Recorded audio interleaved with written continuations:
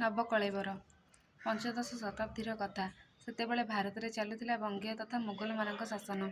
ବଙ୍ଗୀୟ ଶାସକ ଥିଲେ ସୁଲେମାନ କରାନି ଓ ମୋଗଲ ରାଜା ଥିଲେ ଆକବର। ଓଡ଼ିଶାର ରାଜା ଥିଲେ ମୁକୁନ୍ଦ ଦେବ। ସେ ନିଜ ସୈନ୍ୟବାହିନୀରେ ଜଣେ ବ୍ରାହ୍ମଣଙ୍କୁ ନିଯୁକ୍ତି କରିଥିଲେ। ସେ ଥିଲେ କଳାଚାନ୍ଦ ରାୟ ବା କଳାପାହାଡ଼। ସେ ଥିଲେ ଜଣେ ବୀର ସାହସୀ ଯୋଦ୍ଧା। ତାଙ୍କୁ ବେଙ୍ଗଲ ପଠାଗଲା ତଥ୍ୟ ସଂଗ୍ରହ ନିମନ୍ତେ। ସେଠାରେ ରାଜା ସୁଲେମାନ କରାନିଙ୍କ କନ୍ୟା ଦୁଲାରୀ ବା ଗୁଲନାଜକୁ ସେ ପ୍ରେମ କରି ବସିଲେ ଓ ବିବାହ କରିବାକୁ ଇଚ୍ଛା କଲେ। କିନ୍ତୁ ସେ ହିନ୍ଦୁ ହୋଇଥିବାରୁ ସୁଲେମାନ ଏଥିରେ ଏକ ସର୍ତ୍ତ ରଖିଲେ। ସେ ନିଜ ଧର୍ମ ପରିବର୍ତ୍ତନ କରି ମୁସଲମାନ ଧର୍ମ ଗ୍ରହଣ କଲେ ଯାଇ ସେ ତାଙ୍କ କନ୍ୟାକୁ ବିବାହ କରିବେ। ସେପରି ହିଁ ହେଲା। ସେ ମୁସଲମାନ ଧର୍ମ ଗ୍ରହଣ କରି ଦୁଲାରୀଙ୍କୁ ବିବାହ କଲେ। ପରେ ସେ ଯେବେ ଓଡ଼ିଶା ଫେରିଲେ ତାଙ୍କୁ ତାଙ୍କର ମା ଓ ସମାଜ ଗ୍ରହଣ କଲା ନାହିଁ। ଏହାପରେ ସେ ପୁରୀ ଯାଇ ପଣ୍ଡାମାନଙ୍କ ସହ କଥା ହେଲେ ଯେ ଧର୍ମ ପରିବର୍ତ୍ତନ କରିବା ପାଇଁ, କିନ୍ତୁ ପଣ୍ଡାମାନେ ତାଙ୍କୁ ମନ୍ଦିର ମଧ୍ୟକୁ ପ୍ରବେଶ କଲେ ନାହିଁ। ନାନା କଟୁକଥା କହିଲେ। ଏଥିରେ ରାଗି ଯାଇ କଳାପାହାଡ଼ ପ୍ରତିଜ୍ଞା କଲା ଯେ ସେ ସବୁ ମନ୍ଦିର ଧ୍ୱଂସ କରିଦେବ ଓ ହିନ୍ଦୁ ଧର୍ମକୁ ଛାନଭିନ୍ନ କରିଦେବ। ମୋଗଲ ସମ୍ରାଟ ଆକବରଙ୍କ ସହ ମୁକୁନ୍ଦ ଦେବଙ୍କ ମିତ୍ରତା ଥିଲା। ଏହା ଦେଖି ସୁଲେମାନ ମୁକୁନ୍ଦ ଦେବଙ୍କ ସହ ଯୁଦ୍ଧ କରିବା ପାଇଁ ଆଗେଇ ଆସିଲେ। କଳାପାହାଡ଼ଙ୍କ ନେତୃତ୍ୱରେ ସେ ଯୁଦ୍ଧ କଲେ ଓ ପରେ ମୁକୁନ୍ଦ ଦେବଙ୍କୁ ଗୋହିରୀ ଟିକିରାଠାରେ ନିହତ କଲେ। ଏହାପରେ କଳାପାହାଡ଼ ନିଜର ପ୍ରତିଶୋଧ ପୂରଣ ପାଇଁ ଓଡ଼ିଶାର ମନ୍ଦିର ସବୁକୁ ଆକ୍ରମଣ କଲା। ସେ କୋଣାର୍କ ମନ୍ଦିରକୁ ଅର୍ଦ୍ଧଭଗ୍ନ କରିଦେଲା।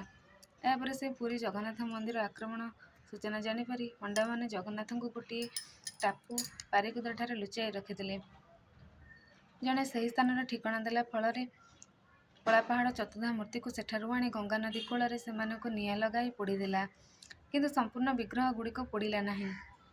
ଫଳରେ କଳାପାହାଡ଼ ବିରକ୍ତ ହୋଇ ବିଗ୍ରହଗୁଡ଼ିକୁ ଗଙ୍ଗାନଦୀରେ ଭସାଇ ଦେଲା। ଦୂରରୁ ଏହିସବୁ ଦୃଶ୍ୟ ଦେଖୁଥିଲା ବିଶର ମହାନ୍ତି। ସେ ଗଙ୍ଗାନଦୀରୁ ପ୍ରଭୁମାନଙ୍କ ବିଗ୍ରହରୁ ବ୍ରହ୍ମ ପଦାର୍ଥ କାଢ଼ି ଆଣି ନିଜ ଠୋଲ ମଧ୍ୟରେ ଲୁଚାଇ ରଖିଲା। ଏହାପରେ ସେ ଜଳପଥରେ ଯାଇ କୁଜଙ୍ଗରେ ପହଞ୍ଚିଲେ। ସେତେବେଳେ ଖୋର୍ଦ୍ଧାରେ ଗଜପତି ରାମଚନ୍ଦ୍ର ଦେବ ଭୋଇମୋଷର ପ୍ରତିଷ୍ଠା ସହ ଖୋର୍ଦ୍ଧାର ରାଜା ଥିଲେ। ସେ ସୂଚନା ପାଇଲେ ଯେ ପୁରୀ ଶ୍ରୀମନ୍ଦିରରେ ପ୍ରଭୁ ନାହାନ୍ତି।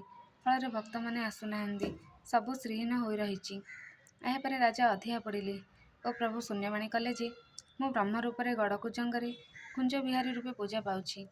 ତୁମେ ନବକଳେବରର ଆୟୋଜନ କରି ନୂତନ ବିଗ୍ରହ ନିର୍ମାଣ କରାଅ। ସେହି ବିଗ୍ରହରେ ବ୍ରହ୍ମ ସ୍ଥାପନା କରି ମୋତେ ଶ୍ରୀମନ୍ଦିରରେ ପ୍ରତିଷ୍ଠା କରାଅ। ଏହାପରେ ରାମଚନ୍ଦ୍ର ଦେବ ଉପଯୁକ୍ତ ଦାରୁ ସଂଗ୍ରହ କରି ନୂତନ ବିଗ୍ରହ ନିର୍ମାଣ କରାଇଲେ ଓ ସେଥିରେ ବ୍ରହ୍ମ ପଦାର୍ଥମାନ ରଖିଲେ। ଏହାକୁ ନବକଳେବର କୁହାଗଲା।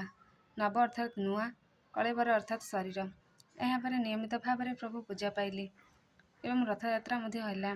ପ୍ରଥମ ଥର କରି ରାମଚନ୍ଦ୍ର ଦେବ ନବକଳେବର କରିଥିବାରୁ ତାଙ୍କୁ ଦ୍ୱିତୀୟ ଇନ୍ଦ୍ରଦ୍ୟୁମ୍ନ ଉପାଧିରେ ଭୂଷିତ କରାଗଲା।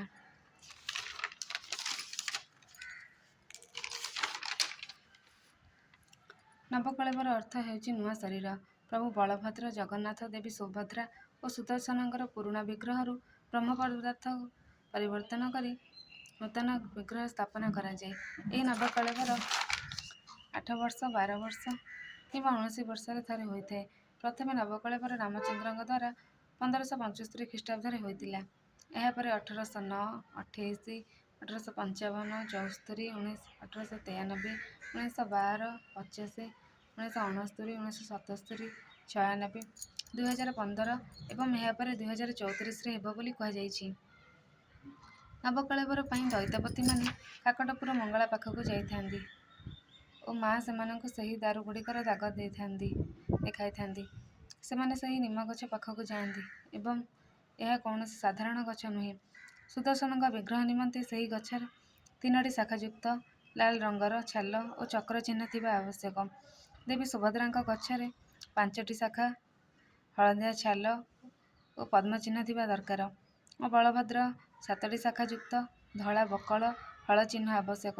ଜଗନ୍ନାଥଙ୍କ ଗଛ 9ଟି ଶାଖାଯୁକ୍ତ କଳା ବକଳ ଓ ଶଙ୍ଖଚକ୍ର ଚିହ୍ନ ଆବଶ୍ୟକ। ମୁଖ୍ୟତଃ ଗଛଗୁଡ଼ିକରେ କୌଣସି ପକ୍ଷୀ ବସା ବାନ୍ଧି ନଥିବା ଦରକାର। ଗଛଟି ଶିବାଳୟ, ଶ୍ମଶାନ ଓ ଉଇହୁଙ୍କା ପାଖରେ ଥିବା ଆବଶ୍ୟକ। ଗଛ କୌଣସି ନଦୀ, ସାଗର କୂଳରେ ବା 3 ଛକ ରାସ୍ତା କିମ୍ବା 3ଟି ପାହାଡ଼ ଘେରି ରହିଥିବା ଆବଶ୍ୟକ। କୌଣସି ଲତା ଗୁଳ୍ମ ମାଡ଼ି ନଥିବା ଦରକାର। ଯେଉଁ ବର୍ଷ 2ଟି ଆଷାଢ଼ ମାସ ପଡ଼େ ସେବେ ନବକଳେବର ହୋଇଥାଏ। ଏହାପରେ 4ଟି ଗଛକୁ ଚୟନ କରି ସୁନା, ରୂପା ଓ ଲୁହା କୁରାଢ଼ୀରେ କଟାଯାଏ ଓ 4 ଚକବାଲା ରଥରେ ରଖି କୋଇଲି ବୈକୁଣ୍ଠକୁ ନିଆଯାଏ।